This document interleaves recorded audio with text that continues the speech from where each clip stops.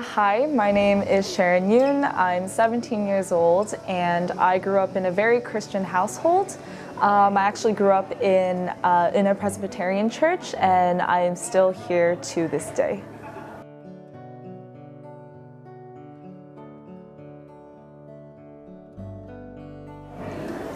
Personally, for me, I found it very difficult to surrender my anxiety, my fears, and ultimately myself.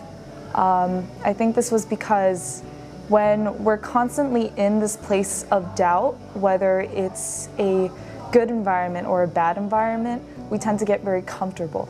And once we're in this comfort, we're unable to escape it. We don't want change, and our fears start to inhibit us, which is what I found myself in. I was constantly feeling anxious, I was constantly feeling depressed. I lost a lot of my motivation, and ultimately I was just in this very unhealthy position, not only with myself, but with those around me.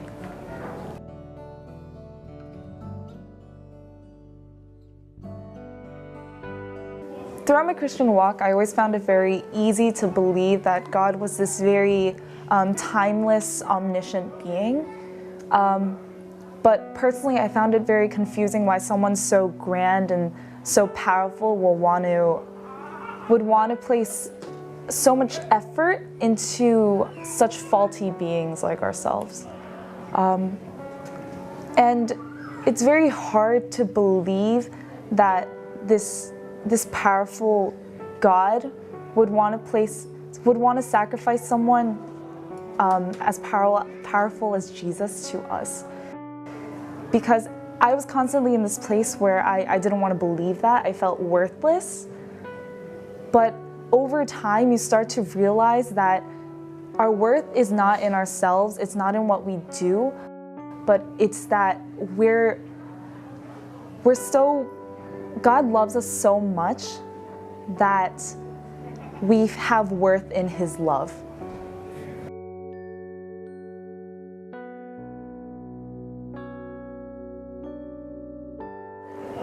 Nowadays, I find it a bit easier to be able to surrender even a few minutes of my day. I have to admit it's not always a daily occurrence, but whenever I have the opportunity to, I will try to read the Bible. I try to pray before every meal. I try to pray with whomever I may be with. And it's difficult, but it helps me through my anxiety. And while it may not get rid of it holistically, it helps me to endure throughout it.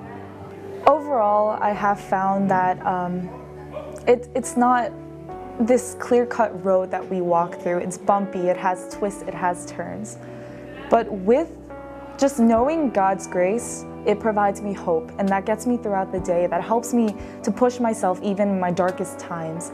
And it's an amazing experience because no matter what, you see this beacon of hope, this beacon of light, even in your darkest times.